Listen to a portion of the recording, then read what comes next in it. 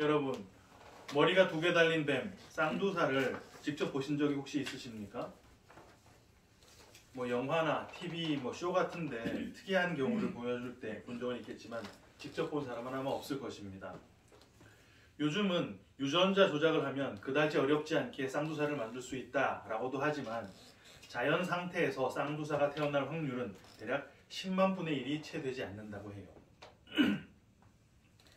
게다가 그렇게 낮은 확률로 태어나도 사람에게 발견이 될 확률은 더욱 떨어질 수밖에 없는 것이 실제 쌍두사는 구조상 머리에 두 개 달린 그 머리의 정면이 각각 서로 달라서 함께 한 곳을 바라보는 것이 불가능한 데다 그 두 머리가 각각 뇌를 다 가지고 있는 상태라서 사냥을 할 때 그 두 뇌가 서로 다른 결정을 하는 바람에 먹이를 포획할 능력이 일반 뱀보다는 크게 떨어진다고 합니다. 당연히 영양 공급 상태가 고르지 못하겠지요. 게다가 다른 포식자에게 노출이 돼서 도망가야 할 상황이 된다 하더라도 두 개의 몸으로 뇌가 각각 다른 그 지시를 하는 바람에 몸은 하나밖에 없음에도 불구하고 사용되는 근육이 서로 달라 제대로 도망가지 못하고 잡혀먹는 경우가 아주 많다고 하지요. 척추동물 일란성 쌍둥이가 배아 발달 단계에서 분리가 실패되고 나면 이렇게 머리가 둘인 이두 현상이 나타난다고 합니다. 거북이나 도마뱀, 그리고 뱀, 인간에게서만 이 현상을 볼 수 있다고 하더군요. 지난 시간 우리는 열병을 앓고 있었던 베드로의 장모의 이야기를 함께 나눴습니다. 열병이라고 하는 것이 단순히 고열에 시달리는 어떤 특별한 병명을 지목해서 주님께서는 이렇게 치유의 능력이 있으신 분이지 이런 걸 말하는 게 아니었지요. 열병이라는 것은 진리의 생수를 얻지 못해 잔뜩 뜨거워져 있는 상태를 말하는 것이었고 그건 바로 이렇게 되어야만 해 혹은 이렇게 되지 말아야만 해 라고 하는 그 율법의 메인자가 되어서 그 율법이 시키는 일을 죽도록 하다가 죽어서 지옥에 끌려갈 수밖에 없는 그런 운명에 처해진 걸 뜻하는 말이었습니다.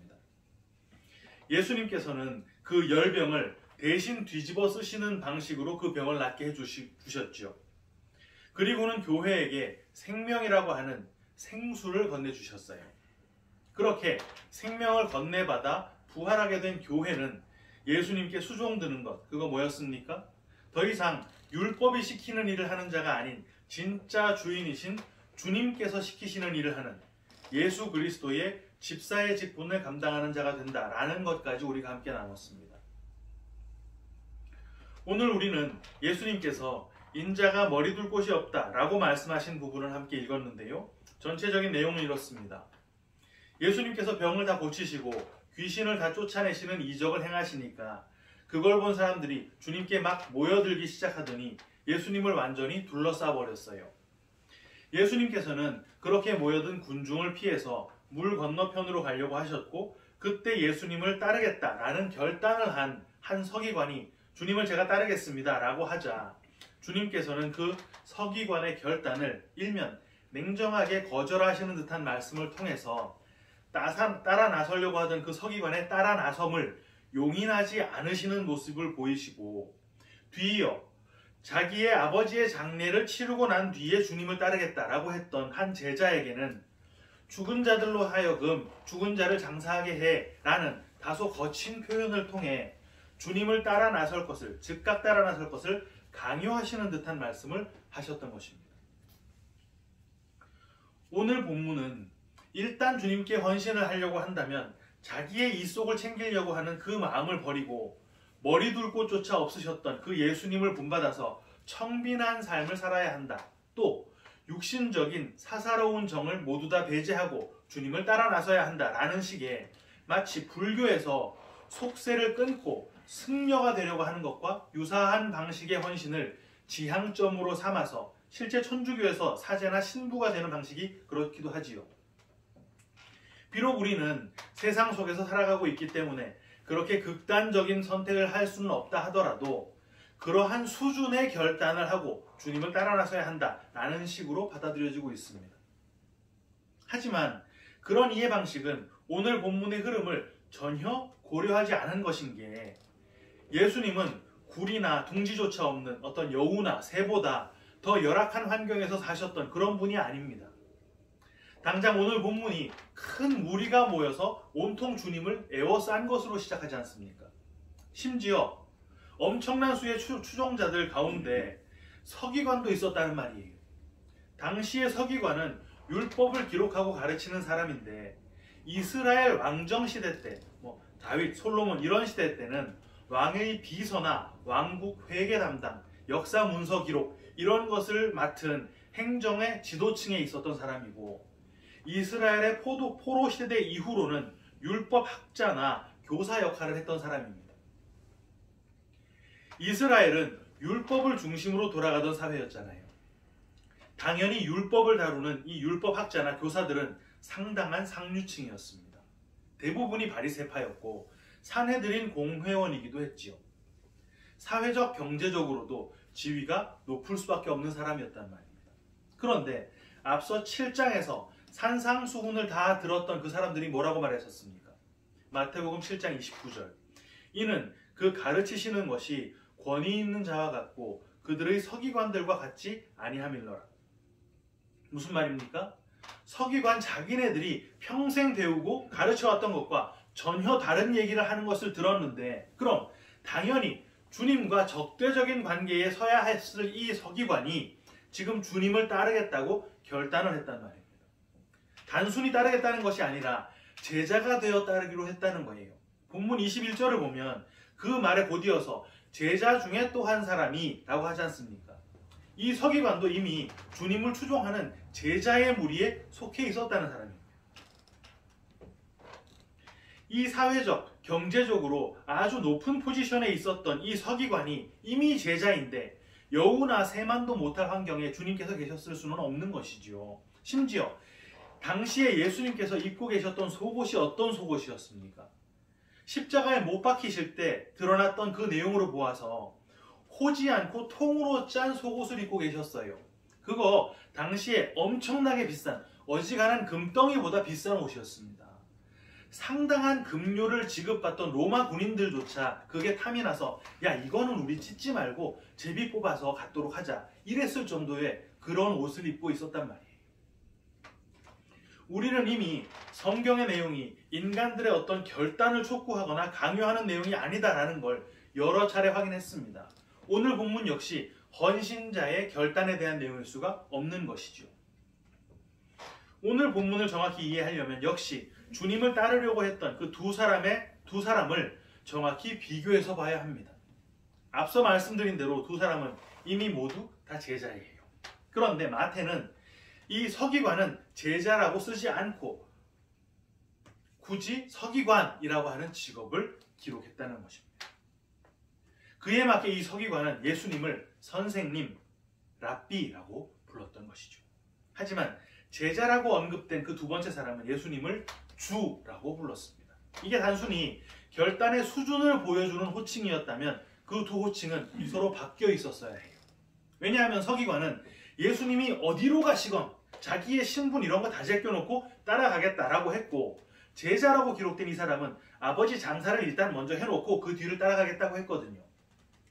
조건 없이 그런 거 안 따지고 무조건 따르는 관계가 주종 관계인 것이고, 그런 주종 관계는 자기 상황, 자기 여건 다 챙겨가면서 유지할 수 있는 관계가 아니지 않습니까? 마태는 지금 예수님께서 누군가의 주님이라고 하는 그 위치에 계실 때 바로 그 누군가에게 어떤 일이 일어나는가 하는 것을 기록하고 있는 것입니다. 예수님께서는 서기관의 헌신의 고백을 거절하시는 듯한 말씀을 하실 때 여우도 굴이 있고 공중의 새도 거쳐, 이게 둥지입니다. 이런 둥지가 있다라고 하셨는데 이게 바로 오늘 본문을 푸는 힌트인 것입니다. 여러분, 성경에서 여우가 어떤 것인지 아십니까?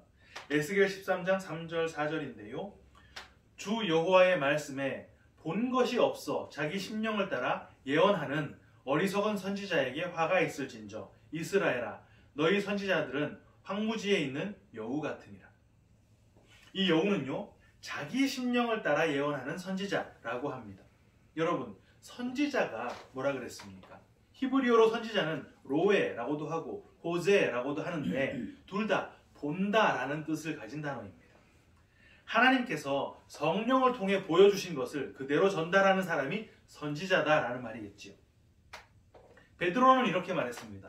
베드로후서 1장 20절 21절 먼저 알 것은 성경의 모든 예언은 사사로이 풀 것이 아니니 예언은 언제든지 사람의 뜻으로 낸 것이 아니요 오직 성령의 감동하심을 받은 사람들이 하나님께 받아 말한 것입니다. 그런데 본 게 없어서 성령의 감동을 따라서가 아닌 자기 영을 따라 말하는 자, 예언을 사사로이 푸는 자, 한마디로 가짜 선지자, 이게 여우라는 말입니다. 그런데 서기관들이 하는 일 뭐라 그랬습니까? 율법을 가르치는 율법 교사라 그랬잖아요. 당시의 율법 교사들, 바리새인들 뭘 가르쳤습니까? 율법 조항 하나하나 털끝만큼이라도 놓치지 말고 다 행해야 한다고 하면서 하나님께서도 또 인정하실 만한 그 행위를 꺼내놓아라 라고 가르치던 사람들이었습니다. 새는요, 우리가 이미 여러 차례 살펴봤었는데 새 뭐였습니까? 이사야 6장 1절부터 제가 읽어드리겠습니다. 우시야 왕이 죽던 해에 내가 본즉 주께서 높이 들린 보좌에 앉으셨는데 그의 옷자락은 성전에 가득하였고 스랍들이 모시고 섰는데 각기 6 날개가 있어 그 둘로는 자기 얼굴을 가리었고 그 둘로는 자기의 발을 가리었고 그 둘로는 날며 서로 불러 이르되 거룩하다 거룩하다 거룩하다 만군의 여호와여 그의 영광이 온 땅에 충만하도다 하더라. 이사야가 하늘의 보좌를 딱 보니까 보좌에 앉으신 주님의 옷자락이 성전에 가득했다 그래요. 옷자락은 다른 말로 옷술이라고 하는데 이게 하나님의 계명을 기억하게 하는 장치입니다. 민수기 15장 38절 39절 이스라엘 자손에게 명령하여 대대로 그들의 옷단 귀에 술을 만들고 이게 옷술이에요. 청색끈을 그 귀의 술에 더하라. 이 술은 너희가 보고 여호와의 모든 계명을 기억하여 준행하고 너희를 방종하게 하는 자신의 마음과 눈의 욕심을 따라 음행하지 않게 하기 위함이라. 계명은 하나님의 말씀, 하나님의 뜻이지요. 하나님의 뜻이 성전에 가득 차 있었다는 말입니다. 그런데 그 성전에 6개의 날개를 가진 스랍들이 있었고 그 스랍들이 날아가면서 어떻게 날아갔느냐? 2 날개로는 자기의 얼굴을 가리고 2 날개로는 자기의 발을 가렸다 그래요. 그리고는 남아있는 2 날개로 날아갔다는 것이죠. 얼굴은 히브리어로 파님입니다. 얼굴이라는 말 자체가 그 어원이 얼의 꼴이에요. 얼꼴이라는 말이 얼굴이 된 것인데 얼, 정신, 영혼의 생김새라는 뜻입니다. 보이지 않는 그 얼과 정신과 영혼의 생김새가 보이는 얼굴로 드러나는 것을 얼굴이라고 한다는 것이죠. 보이지 않는 것이 보이는 하나님의 형상으로 드러난 것, 이거 뭡니까? 예수님이잖아요. 얼굴은 예수님이란 말입니다. 발은 뭐 두말할 필요도 없죠. 복음을 뜻하는 것입니다. 이사야 52장 7절 좋은 소식, 이게 복음이에요. 좋은 소식을 전하며 평화를 공포하며 복된 소식, 이거 복음이에요. 복된 소식을 가져오며 구원을 공포하며 시온을 향하여 이르기를 네 하나님이 통치하신다 하는 자의 산을 넘는 발이 어찌 그리 아름다운가. 복음은 당연히 예수님이시죠. 그러니까 지금 그 성전 안에 하나님의 뜻이 가득 차 있는데 그 뜻이 드러나서 보여져야 할 그 얼굴과 드러나는 복음, 그 발, 둘 다 예수님입니다. 그 얼굴과 발이 날개로 가려져 있는 상태에 남아있는 2 날개로만 날아가는 것, 그게 새의 모양인데 그럼 그게 뭐겠어요? 율법 속에 숨겨져 있는 예수, 율법의 참뜻, 하나님의 그 사랑이 가려져 있는, 숨겨져 있는 상태로 율법의 행위만 드러나 있는 상황 아닙니까? 그게 바로 새라는 말입니다. 굴, 둥지 이런 게 다 집을 뜻하는 것인데 집이라고 하는 것 자체가 아버지가 계신 곳을 뜻하는 거예요. 참 아버지이신 하나님이 계신 곳 뭡니까? 성전. 하나님께서는 그 성전을 뭐라고 하셨습니까? 누가복음 19장 46절에서 기록되어 있는데요. 그들에게 이르시되 기록된 바 구약에 말하기를 내 집은 기도하는 집이 되리라 하였거늘. 여러분, 기도는 내가 원하는 거 하나님께 막 졸라대서 얻어내는 그런 거 아니라 그랬지요. 하나님의 뜻을 나의 뜻으로 받아 갖는 것이 기도라 그랬습니다. 그런데 그 예언을 사사로이 푸는 그 여우도 굴이 있고 복음은 다 가려진 채 행위만 강조하고 있는 그 새도 둥지가 있다 그래요. 이게 무슨 말이겠습니까? 아버지의 뜻이 가득했어야 할 그 집, 그 성전에 여우와 새만 있다는 말입니다. 사사로이 풀린 예언, 복음이 상실된 상태의 그 율법, 이런 것들이 아버지의 집에 가득해서 진짜 진리이신 예수는 그런 곳에 머리를 둘 수가 없는 상황이었다는 말을 하는 것이죠. 그런데 그렇게 머리 둘 곳이 없다라고 하신 예수님께서 결국 머리로 임하셨던 곳이 있는데 우리 에베소서에서 이미 확인했지요. 어디였습니까? 에베소서 1장 22절 23절. 또 만물을 그의 발 아래에 복종하게 하시고 그를 만물 위에 교회의 머리로 삼으셨느니라. 교회는 그의 몸이니 만물 안에서 만물을 충만하게 하시는 이의 충만함이니라. 유대교 성전 당시에 진리는 다 가려지고 행위만 가득해서 진리이신 예수님께서 그곳에 차마 머리를 둘 수 없었지만 그 유대교 성전을 강도의 굴혈로 감정해내시고 채찍으로 다 뒤엎어버리신 다음에 친히 교회를 세우셔서 그 교회를 당신의 몸으로 삼으신 것이죠. 그리고 그 몸 위에 머리로 등극을 하신다는 말입니다. 그런데 그렇게 머리로 등극을 하시려면 선제 조건이 뭐라야 되겠습니까? 예수님의 머리가 먼저 그 예수님의 몸에서 분리가 되어야 되잖아요. 예수님이 먼저 죽음을 당해야 된다는 말입니다. 그래서 십자가 위에서 죽임을 당하셨고 그 십자가에서 흘리신 피로 교회를 사신 것이죠. 그리고 그 다음 두 번째 작업은 뭐라야 합니까? 그 피로 사신 교회의 그 머리를 제거해야 하는 것입니다. 그렇게 교회에서 머리가 제거되어서 떨어져 나가야 그 자리에 예수님이 머리로 등극을 할 수 있는 거 아니겠어요? 그래서 성도들의 인생에 그렇게 머리가 터지고 잘려나가는 일들이 일어나는 것입니다. 성도들만 그런 거예요. 세상 사람들은 그렇게 잘만 피해 나가는 그 실패, 그 낭패, 그 배신, 그 고독, 그 슬픔, 기도하고 매달려서까지 우리도 한번 피해 보려고 했는데 끝끝내 못 피해냈던 그 이유, 내 머리가 잘려나가야만 했기 때문이라는 말입니다. 꼭 그래야만 했을까요? 네, 꼭 그래야만 했습니다. 왜? 성도들 역시 선악과를 따먹었던 인간이었기 때문에 자기 스스로가 머리가 되려는, 하나님이 되려고 하는 그 본성을 이미 갖게 되었거든요. 그 본성이 바로 교만이었고 그 교만을 가진 존재가 바로 마귀인데 계시록 12장 9절 큰 용이 내쫓기니 옛 뱀 곧 마귀라고도 하고 사탄이라고도 하며 온 천하를 꿰는 자라. 그 마귀 사탄이 옛 뱀이래요. 창세기에서 하와를 꼬드긴 그 뱀, 한마디로 우리 성도가 바로 그 뱀의 본성을 가진 존재, 뱀이라는 말입니다.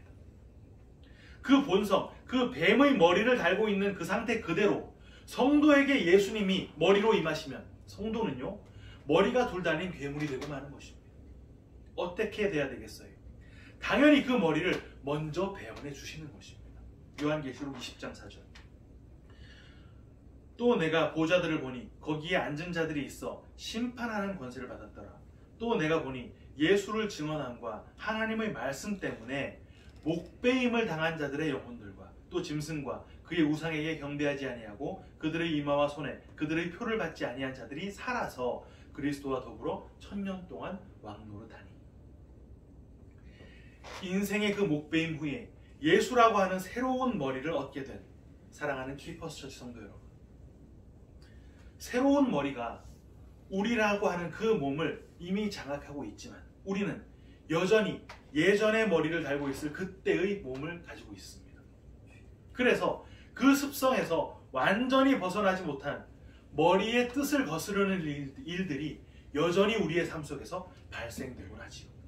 하지만 우리를 장악하고 계신 예수라고 하는 그 머리는 전지전능한 하나님입니다. 우리를 천국에 도달하게 만들어내시는 그 작업이 실패하지 않을 것이라는 뜻이에요. 동시에 그 말은 우리의 이 땅에서의 소망은 점점 더 꺾여 나갈 것이라는 말이기도 합니다. 하지만 세상 사람들이 그렇게 소망이 꺾여 낙심을 할 때 우리는 우리가 더 약해질수록 머리 되신 예수님이 우리를 더욱 강력하게 이끌고 나갈 것이다 라는 것을 믿는 믿음으로 더 담대함을 가질 수 있게 되는 것입니다. 이 믿음을 끝까지 붙들고 성도의 길을 죽는 날까지 걸어가는 우리 모두가 다 되시기를 주님의 이름으로 축원합니다. 아멘. 함께 기도하겠습니다. 사랑과 은혜가 많으신 하나님 아버지, 내 스스로 머리가 되려고 했던 그 죽어야만 할 교만이 여전히 우리 안에 남아있음을 고백합니다. 이미 우리는 우리의 머리가 밟히고 잘려나가 그 위로 예수님을 머리로 받은 자이오니 우리의 인생이 주님께서 원하시고 이끄시는 그 길로만 온전히 순종하며 따라가는 새 삶을 살 수 있도록 온전히 주님께 우리를 맡길 수 있도록 우리를 주장하여 주시옵소서. 아멘. 주님께 온전히 장악당해 가는 그러한 과정이 우리의 삶 속에서 고난이 되고 때때로 버거운 일이겠지만 끝까지 주님 주시는 그 믿음으로 이겨내는 우리 모두가 다 되게 하여 주시옵소서. 아멘. 감사와 영광을 주님께 올려드리며 예수님의 이름 받들어 간절히 기도하옵나이다. 아멘. 아멘.